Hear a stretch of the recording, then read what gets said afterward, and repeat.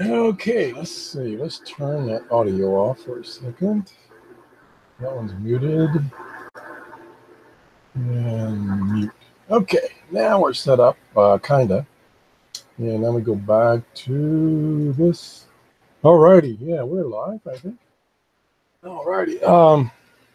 This is Tom, and this is Tom's Radio Room Show, and we're doing some experiments with the RSPplay 1A and 1. This is the 1, this is the 1A, connected to this antenna switch, which has my G5RV antenna connected.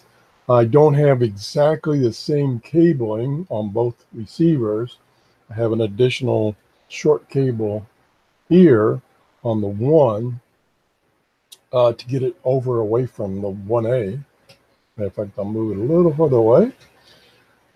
But a little bit of testing I did show that extra cabling didn't make that much difference.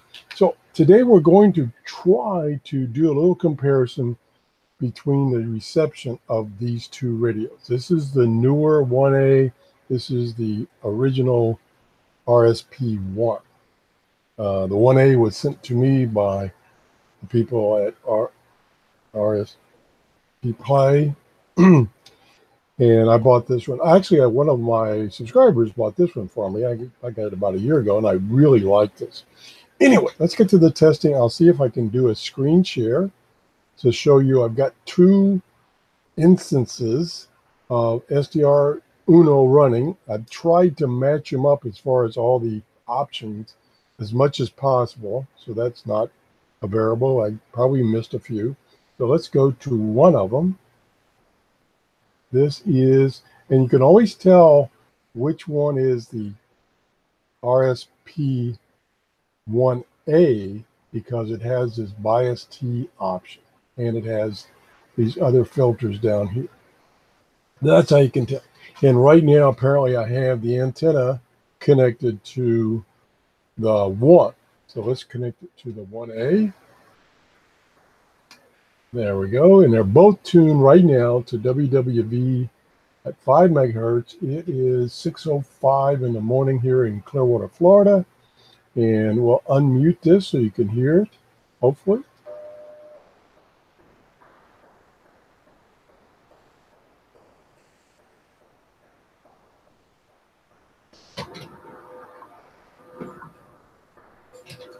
All right, that's working. And I'm using YouTube's Hangout on the air so that I can actually do this. By doing that, using their software on their website to do this recording, it seems to use a lot less of my CPU power. And it gets me the option where I can switch back and forth between my camera and my desktop. So I really didn't schedule this ahead of time for people to show up. If people show up, that's fantastic. I do have another computer across the room monitoring my transmission or my broadcast. And also I can glance over every once in a while and look at the chat room. So you can put something in the chat room. I might not respond immediately, but hopefully I will, especially if you see something I'm doing wrong, because there's lots of variables in this SDRUno. And like I say, I've tried to make both the receivers, as far as the SDRUno software is concerned, working the same. Now you can see, I can see right here, my overall CPU usage is getting in the red. Let me see if I can I go high? No, I can't go higher on this decimation. I'd like to, but I can't. I could go down to, I think, nope, can't get any lower there either. So I'm kind of at the minimum of the SDRUno taxing my CPU. So we'll just see how it goes. And yeah, what the heck, got to experiment sometimes. So I'm doing, let's see what I'm getting here. I'm getting, this is again WWV on 5 megahertz. and the signal is minus 77 to 79 dBm. Now, if I switch, this is the test. I'll switch over to the other receiver, and notice those options went away. And now I'll switch the antenna over there. There we go. And at the same frequency, I'm getting minus 79, 86. I saw an 86 there. Of course, that WWV signal is varying. It's going to change on me. It's not constant. One of the things I could do if I wanted to get real scientific is I could go get a signal generator down in my workshop and use it to give me a constant signal. But that's too complicated for me. So we're just going to use this method. Now what we're going to do is we're going to jump around various frequencies and see how these two radios perform. And I'm going to get a piece of paper here so that I can kind of write some of these numbers down. Again, it's going to vary because the signals just vary over time. So I'm going to put RSP1 and RSP1A and then the frequency. So we're at 5 megahertz WWV, and the RSP1, the signal is, to kind of average it, 80, 82, no, we'll call it 80. We'll call it 80. Maybe it's a little higher. We'll call it 80, minus 80. Now we'll switch over to the other radio, and we'll switch the antenna in. And let's see, now the signal's improved to it. This was like 79. Now it's like 80, 82, I'll say. So it's a little better. Well, actually, it's a little worse because it's a minus. All righty. So now let's change frequencies. Let's just, for kicks, go up to 10 megahertz, which is not going to be that good this time of the morning. And at 10 megahertz, I'll write this down. 1A is minus 101. And let me see what the signal sounds like. Okay, unmute. Hey, not much there. Well, it's almost in the noise. Well, it is in the noise. But no good there. Turn this off. We'll switch to the other radio. This is the 1. Did I say 1 on the other one? I should have said 1A. Again, I'll probably make that mistake a lot of times. So just look over here, and that will tell you whether it's the 1 or the 1A. The 1A has those other options, such as the bias T option and the filters down there. So I'm on the 1 now. Switch the antenna over, and we're at 5. Let's go to 10 like we were on the other. I probably make so many mistakes on this. Boy, nothing there. We unmuted. Yeah, but 10 megahertz is dead. Let's go to the Canadian time, which is, one of them is 3.33 megahertz. Click on that one. Well, we got something there. We'll unmute it. Yeah, pretty good signal.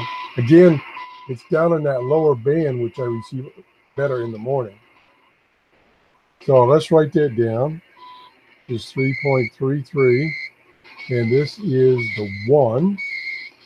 So it's minus 70.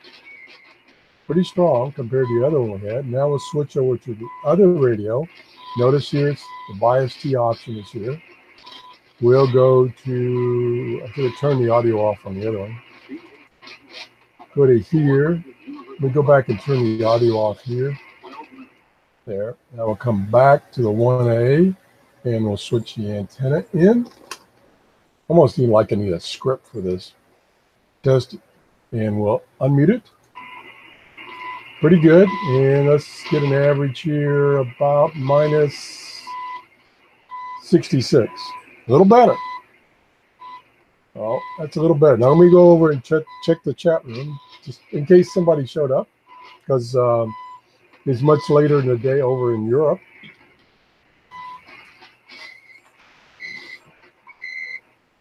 Oh my gosh, Jeff King is up. He lives in Jacksonville, Florida. We got Miguel and David.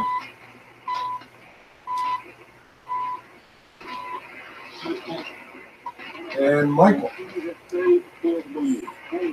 And Gabe wants to know what kind of outside antenna he used on his PL880. Let me turn this off so I can answer that question. Unmute that. As Dave, as far as an outside antenna, the key thing is when you bring in the antenna signal from the antenna, be sure to use shielded coax cable. That's very important because you don't want the RF noise that's in your house or your apartment or your garage, wherever you're at. You don't want it to get in on that antenna. And so you want to keep it shielded from the radio to the antenna. That's key.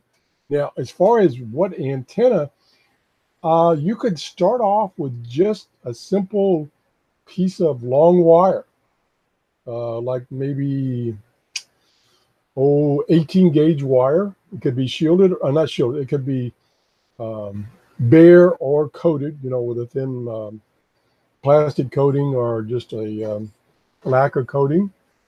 And the other key thing is to get it as high up in the air as you can. I've done some experiments with vertical antennas versus horizontal. This again is all for shortwave. This is all shortwave. It seems like vertical is better, but I think vertical is better because it's less directional. That's just my unexperienced. Well, I'm experienced, but I don't know what the heck I'm talking about. So even just a long wire to start with. And of course, keep it away from power lines and stuff like that.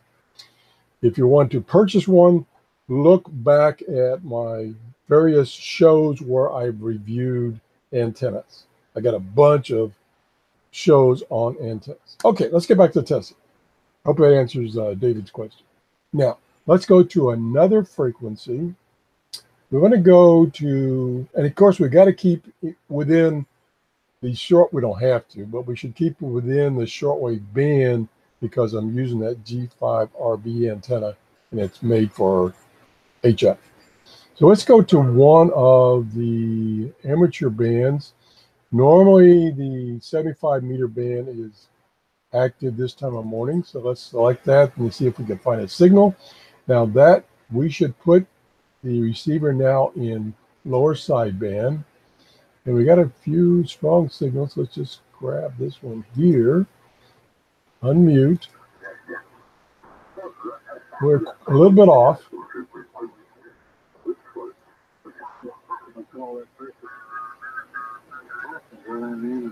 There we go. Turn the volume up. Well, maybe it's not conventional rifling, but they groove the barrel from the out. So that's 3.909. That's one of the amateur radio bands. And I'm using single sideband mode, lower sideband. And I turned the volume up. That's about I think that's about all I changed. So, and this is, there's the bias T, so this has to be the 1A. So and we got 3909. Okay, let's switch over to this other radio and we'll select this band again. And then we'll turn to 3909. And we'll select the lower sideband and we'll switch the antenna over there. And there it is. And we'll take the mute off. Okay, let's write some numbers down. We got 3909. We're on the 1. And the signal strength is minus somewhere. It's all over the place, of course. What? Pick a number between minus 45 and 60 or 70. I'm just going to pick 50. Just kind of an average, eyeball average. All right, let's go back to the other. Let's mute this one. Go back to the other radio. This is the 1A. There's the bias T. We'll unmute it just so we can listen. And I think it's died. I was afraid of this. You know, we were really pushing that bandwidth on my CPU. There we go. I got it going again. But do I have the antenna in the right place? Nope, I had the antenna in the wrong place. Okay, let's see if we're hearing anything. Come on, guys. Don't go away on me. Yeah, I lost it.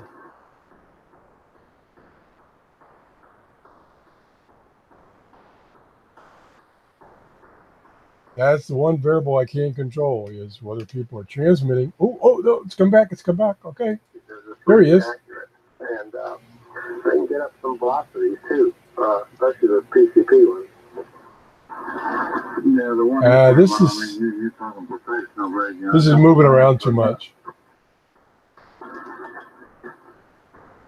Yeah, and then, of course, with all that technology and what's done into it. let me see the lowest number I see as far as minus. There's a minus 40.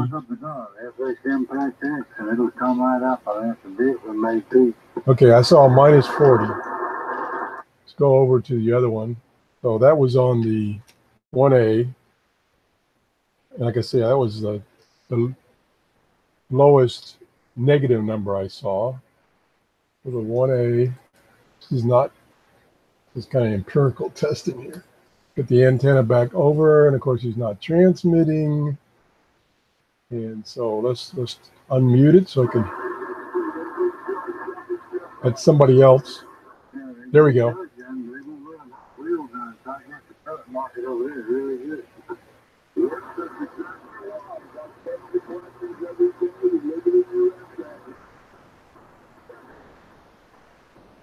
Over there in England, Minus.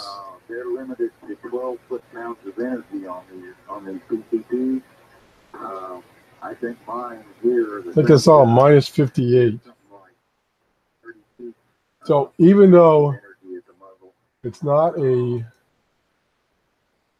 constant signal, it did appear that the 1A was a little better. Now, so far, looking at the numbers kind of in general across the band, the 1A is slightly better in the conditions that I've tested it. Now let's go back to something that's a little more constant. Let's go back to the Canadian signal at 7.85. Okay, so let's unmute, see if we're hearing anything. Very weak. Let me write that down. This is at 7.85.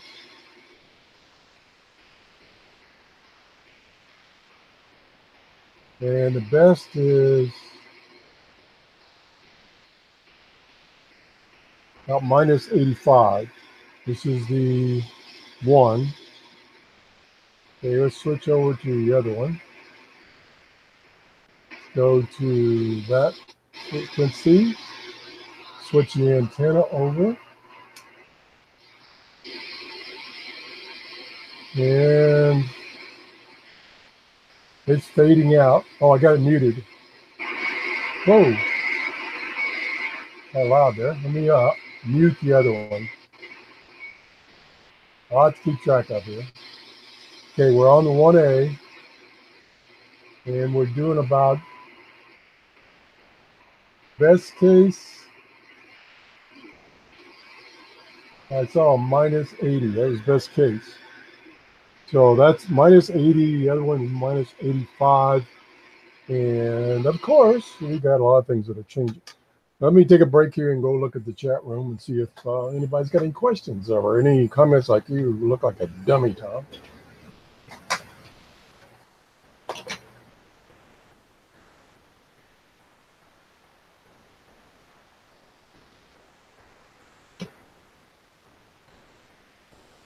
Okay, Michael asked what the difference is between the 1A and the 1. Well, the first difference is Unless you get a used one, you can't get the 1 anymore. The manufacturer is not selling it anymore. It's been replaced by the 1A. A couple other obvious differences. I mean, there's a bunch of differences, and I did do a show that talked about the differences, showed the manuals that showed the different options. But some obvious differences. This right now, I'm on the 1A, and the 1A has this bias T function where you can turn that on and it will send the voltage. I don't remember what the voltage is, up the antenna line to power a low noise amplifier. The 1 doesn't have that. Two other obvious differences is the 1A again has this medium wave and FM notch filters to notch out strong medium wave and FM stations getting into like the shortwave band.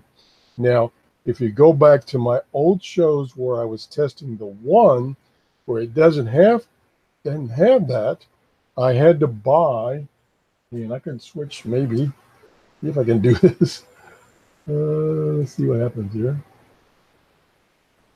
Oh, you know what? I haven't, what a dummy. I haven't been screen sharing. I just been showing you my desktop the whole time. I should have been screen sharing. Okay, I'll screen share in a second. Anyway, this is the medium wave filter, and there's a separate FM filter that I had to buy for the 1. And that works, it works great. It does a great job. Okay, now let me go do what I should have done a long time ago. And, you know, well, I should have done this. I just didn't do it. Okay, now we're screen sharing. We got to get rid of this mirror effect. Now you should be able to see the SDR Uno. Let me look over in my, yep, it finally came up.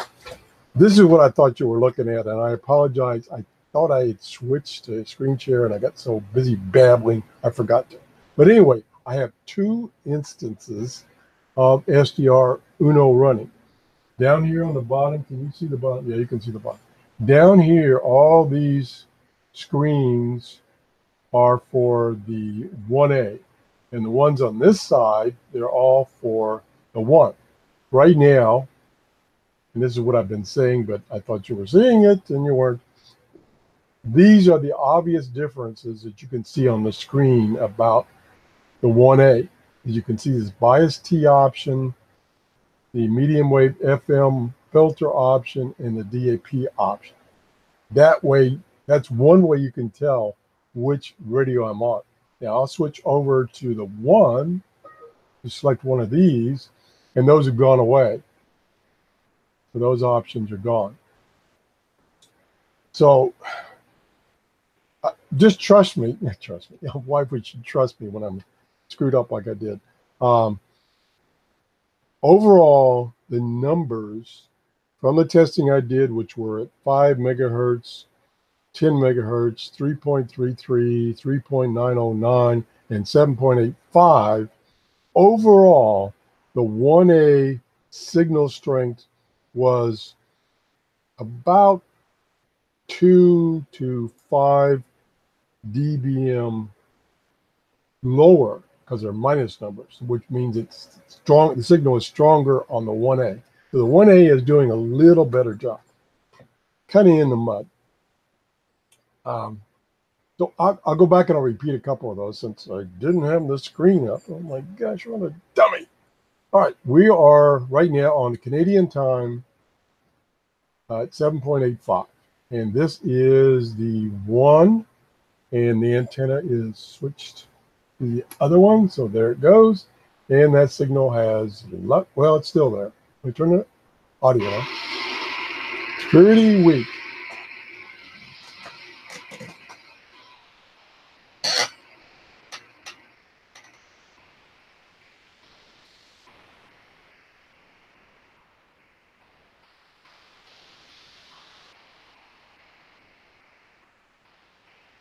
Okay. Now, let me mute this so you can hear me babble. There we go. This right here is why I have gone to what I call a dark side, and I'm using SDRs like 90% of the time, is this visual view of the spectrum. Now, one thing that I like to do, and it's really dependent on how much CPU power you've got, is I like to make this bandwidth as wide as possible, which for, I believe, both of these radios, well, I know the 1A, you can go as high as 10 megahertz. You can see a swath real time, well, somewhat real time to an old man like me, of the spectrum. Now, I can't do that when I'm running 2 instances plus doing a hangout. My CPU would just get blown away. So I've had to cut it down to 2 megahertz wide. And I just noticed the decimation, which is the number you divide that 2 by, is 1 on this radio. Thought I had it higher than that. Let's go back to the 1A. Yeah, I got it 4 here. Now, how did I get switched? I don't know. Okay, let's change this back to 4. Okay, now you can see the CPU usage jumped way down. So I've got plenty of bandwidth to play with right now. And now I'm not showing you as much as the spectrum as I did before, because I'm now dividing this 2 sample rate of 2 megahertz of sample rate. I'm dividing it by 4, so it's only 500 kilohertz. Let me see if I can go back to 2. That's kind of narrow. Yeah, let's go back to 2, and this is the 1. So let's go back to the 1A, and we'll make this 2 and see if I have enough bandwidth left. Okay, I do. Yeah, it's doing good now. So let's go back and repeat a couple other measurements that I was talking about, but you didn't get to see. One is the WWV at 5 megahertz, and we'll switch the antenna over to that guy. And you can see he's got some pretty strong signal. Now, the other thing I need to look at is the noise level between the 2 receivers, because they say that on the 1A, this noise level, all this noise down here, should be lower. And I can switch in that filter that the 1 doesn't have to drive it even lower. So we're at 5 megahertz. And then let's unmute and listen for a second.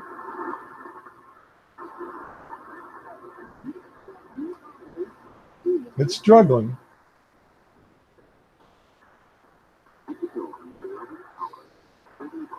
It's about minus, I saw it was minus 79. Now, while we're here, one thing that I get here in Florida, I get a strong, and I don't know where the heck it is, I get a strong Spanish station. That's this guy right here. Always in Spanish, and it's, as you can see, it's a booming signal. And so that's always, well, it comes on about this time in the morning, about 6 or 6:30, it booms in. Now let's go to the other end. So this was the 1A. We'll go to the 1, and we will go to 5 megahertz WWV, and then we'll switch the antenna over. You can see the big difference it makes when you switch an outdoor antenna in. And we'll unmute it, and we'll mute myself.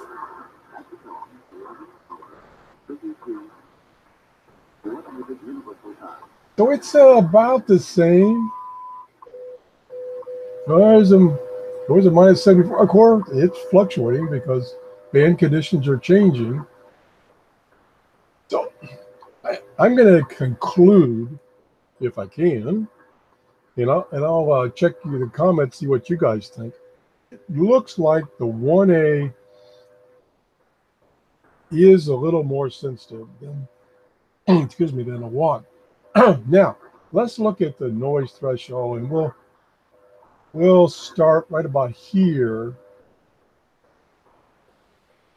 and it goes across here. And it's about 102, minus 102 dB. That's the noise level. And this is on the 1. Now, let's just try one simple thing. Let's go to the 1A. Well, let me go back and turn the audio off here. Or mute it. Now we'll go to the 1A. We'll select the antenna for it. And look at the noise level. So starting about here, it's actually a little higher. No, I take it back. The minus number. I keep forgetting it's minus. Minus 107. So it's a little lower. So overall, the noise is a little lower on the 1A. Now let's kick in the medium wave and FM notch filter. Watch the waveform. Are you watching? Here we go. No difference. Okay, so we're not getting any bleed over. Ooh, look at that big signal. In this area, 5 megahertz. We'll turn on the DAP filter just for the heck of it. I forgot the frequency it notches out. So didn't really help. I didn't see, no, I didn't see appreciable difference. So the noise level, and of course it's changing, but the noise level seems to be a little lower on the 1A. Again, they made some improvements. Now the 1A has, in addition to these filters shown here, it has 11 internal filters. And I could spend a whole hour just showing you those filters and what they are and what the effects are by turning them off and on. And I think for the most part, they are controlled by the software. In that when you change frequencies, it says, okay, you're in this frequency, then we're going to kick in this filter. And I think that also can be a negative in that you might be trying to receive a signal that's just on the edge of one of those filters. And so you don't want the filter to kick in. And I don't know if they can, or maybe they do, if they have any option or going to have any options where you can control those 11 filters. I don't know if that's going to happen. I don't know if it can happen. Anyway, that's it. All right. I think we're through this testing. I'm sorry I didn't show the screen at the beginning. I'm such a dummy. And it's not, it's not a scientific setup. If I really wanted to make it more scientific, I would use a signal generator instead of depending on signals over the air, which are varying. And I probably would have try to make the two cables for the antenna more identical. I did do, like I said, I did do some testing offline of switching the antenna cables, the one that was more of a direct connection. Let me see if I can show you again. Get that off. And let's kind of move my camera a little bit here. So what I'm talking about is the 1A has this cable right here to the switch box. The 1 has a similar, let me scroll down, a similar cable, but then it's got this other cable. It's about 2 feet long that comes over and around and in here. And I did do some switching and I didn't see that much difference. So I'm calling them equal because it's such a short run of that extra cable. I'm calling them equal. Let me go check the chat room and see if anybody's got any questions. Okay.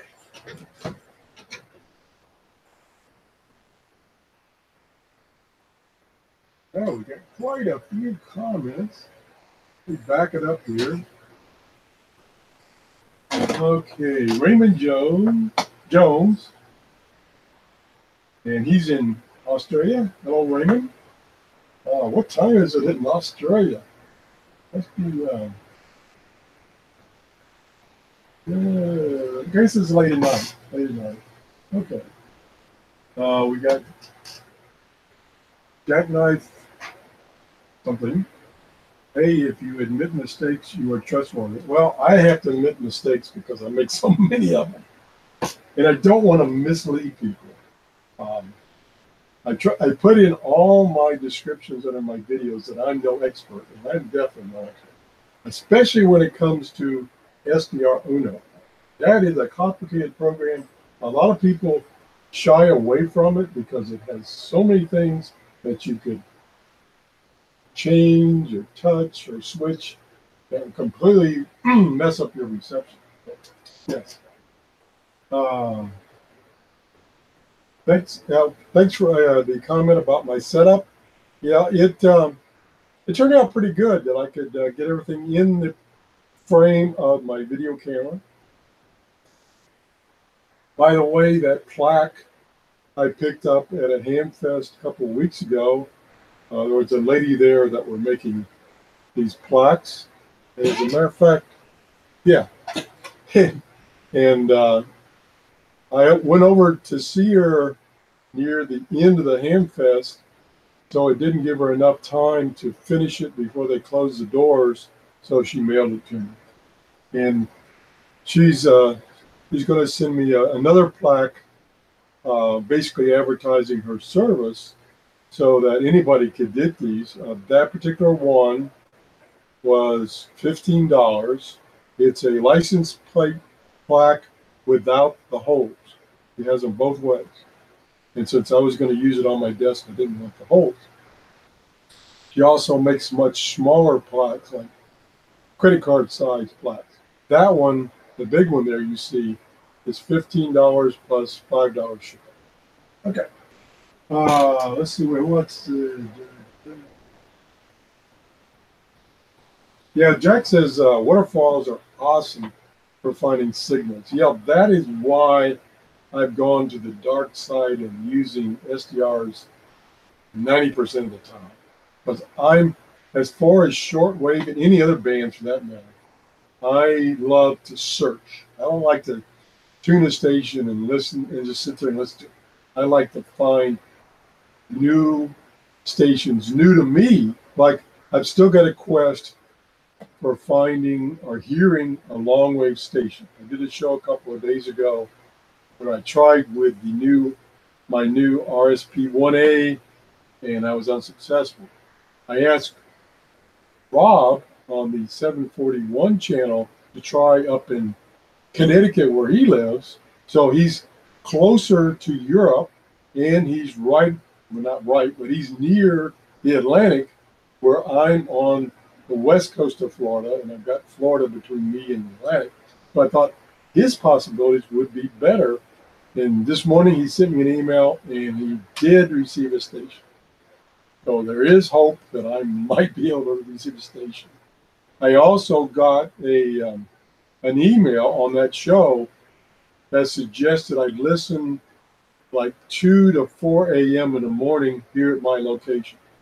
And so I'm going to do that and keep trying to get a long wave station. Okay, moving on. Yeah, Jack, I don't think that particular one I was talking about is Cuba. It might be, but it's like it's down the street. It's so strong. So I think it's in Florida, but I could be wrong. It's not registered anywhere.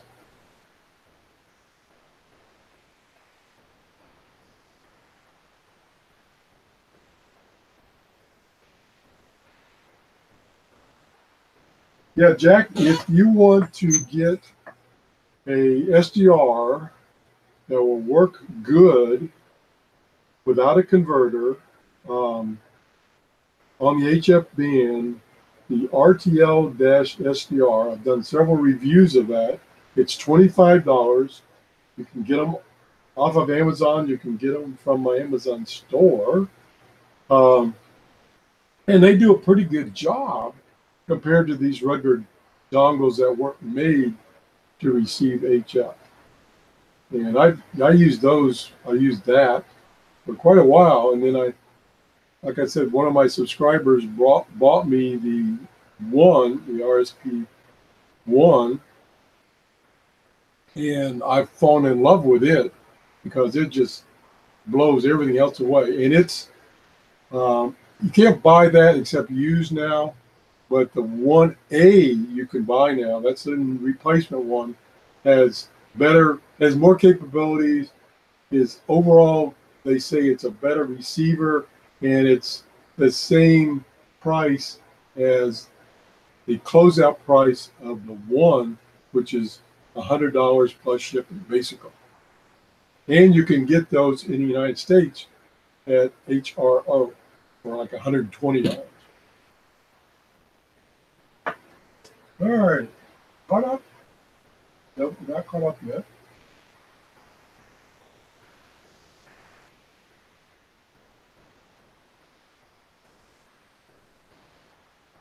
Yeah, Jack says he has an IC 735, which he uses for listening to HF,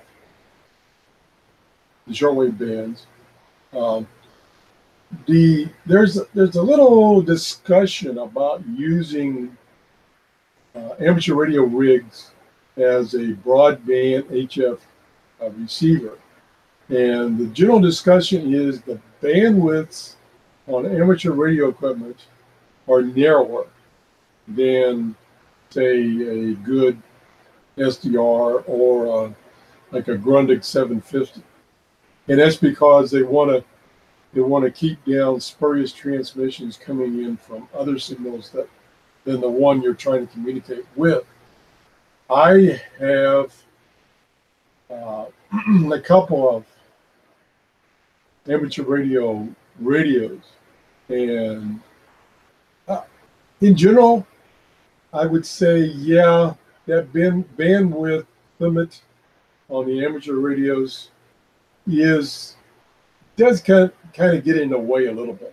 Not too bad, but it kind of limits you a little bit if you're trying to listen to, say, a international broadcast station, which is using a wide bandwidth and like playing music or something. You're going to get that cut off on an amateur radio. You'll see a big difference between your 735 and an SDR, even the RTL-SDR.com SDR dongle. Like I say, $25. All right, I think we're caught up. And how long have I babbled and made mistakes? Oh, it's almost 45 minutes. Hopefully I've accomplished what I wanted to do, was show you as far as reception of the two radios. There does seem to be some improvement with the 1A. Now, I want to show you one more. I tried to show you one more thing, and the whole broadcast may crash when I do this. So I'm going to say thanks for watching. Have a great holiday. Have a happy new year. And thanks for stopping by. Please give me a thumbs up if you enjoyed the show. Now that I've said that, in case we have a crash here, I'm going to try something. I'm going to go to screen share again.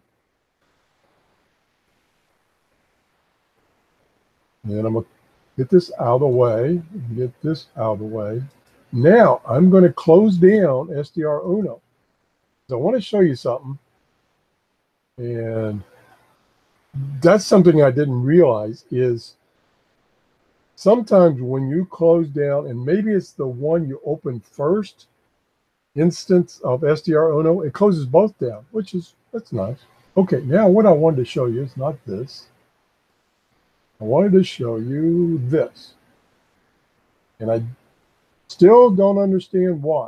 Now this is Simon's SDR console. And because you can download this version for the SDRPlay SDRs from the SDRPlay website.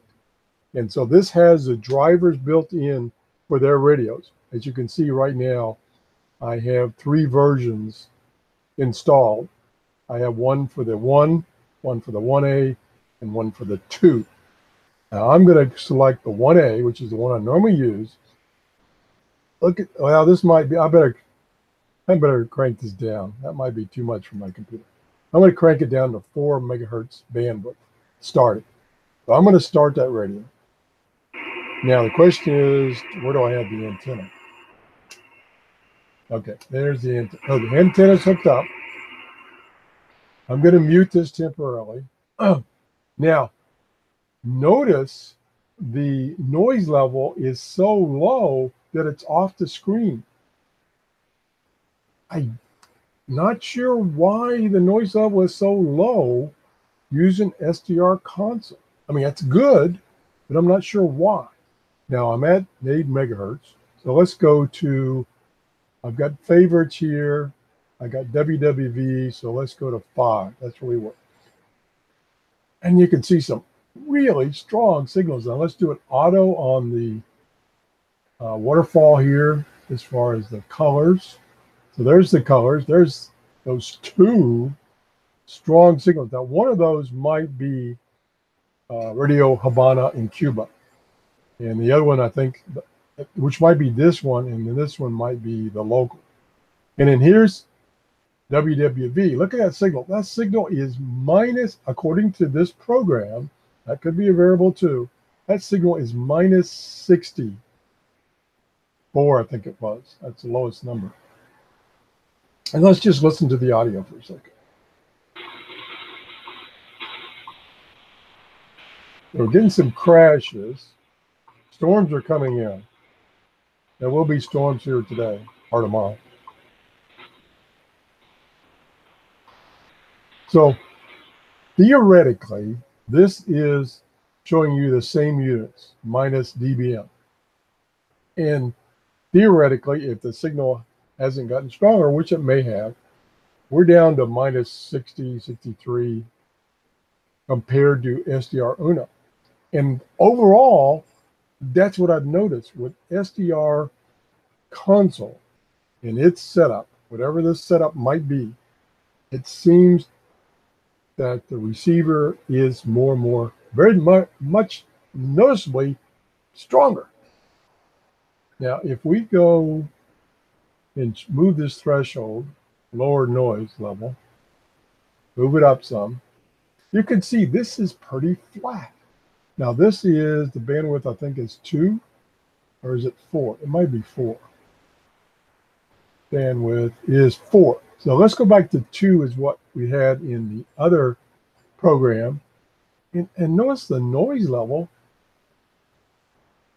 is way down. Now, wait a minute. Let's check the zoom. Let's go zoom, maximum zoom. Okay, now you can see the threshold here. But it seems so much cleaner. Probably is the settings. I don't know. Well, I lost the frequency. Go back to WWV 5. There we go. Then we'll center it. There we go.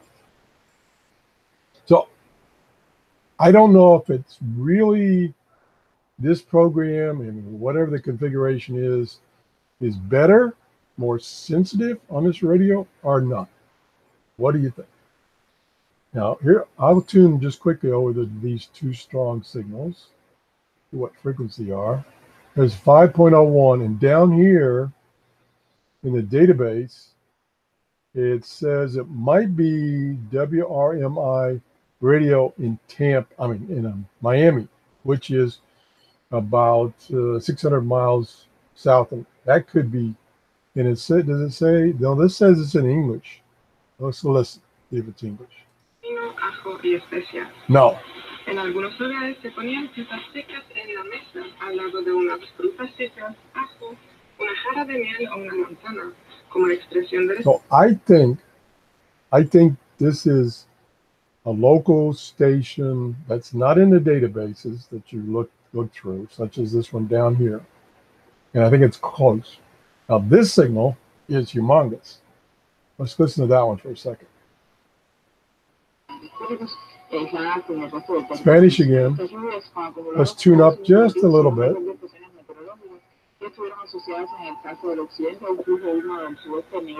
So this is the stations it could be. And one of them is Cuba and one is Peru. So I think that's what that station is. And it's strong. It's minus 50, minus 45. That's strong. Now, let's see if we can do one more quick test in that. Let me write this down. 5.025, and this program is showing minus, I'll say 46. Okay, let's close this. And let's open SDR1, and we'll open 1A. And then we'll play. And we'll go to 5025. I don't remember the exact setup of the other program. And there's that strong signal. And it's minus, let's say minus 55 compared to minus 46. Again, there's all kinds of variables. Oh, number one, I'm listening to it on USB. Let's go to AM. And that helps. Look at that. Okay, now we got minus 40. So that's even better. And I just made a liar out of me. Oh my gosh. Let's see what it sounds like.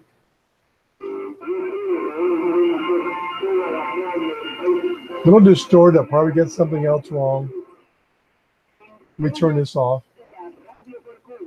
Ah, Radio Cuba.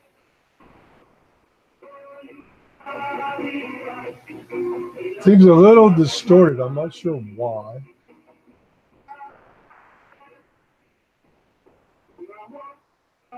Okay, it just made a liar out of me, because what I was trying to say is it seems like SDR console provides a stronger signal on the RSP1A than SDR1 does. It just showed me, and of course, conditions could have changed, that it's even stronger here. It's about 6 minus dBms stronger. The SDR console is minus 46, and this is minus 40 thereabouts. So I just want to show you that. Again, both programs have tons of variables. Whoa, that big signal. That could be the difference. That could be the total difference. Anyway, I'm going to do one last check and see if we're even on the air and see if there's any other comments, and then we'll call it a wrap.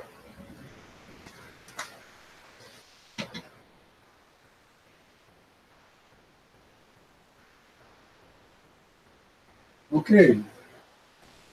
Lillian says, I don't know if I pronounced it right, is radio something at 5.025. Okay. Thank you very much for that. And I think we are done. We will go back to my camera one more time. We'll stop this sharing. Go back to the camera. There's the camera. If you have any suggestions for side-by-side comparing of these two SDRs from SDRPlay, let me know. I'm gonna do quite a bit of testing. Probably I'm not going to do any more side-by-side testing. Even though I didn't do a very good job this morning, I think I kind of got the point across that the SDRPlay, the SDR, RSP, I'll get it in a minute, the RSP1A is slightly better than the one, plus there are a lot of other functions that it has that the one doesn't have. And like I said, I like this series of radios. There's 2 or 3 more. They have their own YouTube channel, which both John does videos, who I believe is the original developer of these, and Mike, who works for him, that does videos. They got some very instructional videos that can tell you all you want to know about these radios. There's a lot of documentation on their website about these radios and using SDR1. And Rob 741, that's his channel. It's just in characters. It's not numbers, it's characters. 741. he did a bunch of videos on these two. And we did, I think, one video so far, the two of us together on a Hangout, talking about these two. We plan to do maybe this week, if he's available, some more comparison testing as far as reception and options and how to use SDR Onum. So that's it. Thanks for watching, and have a happy new year if I don't see you before that. Bye-bye.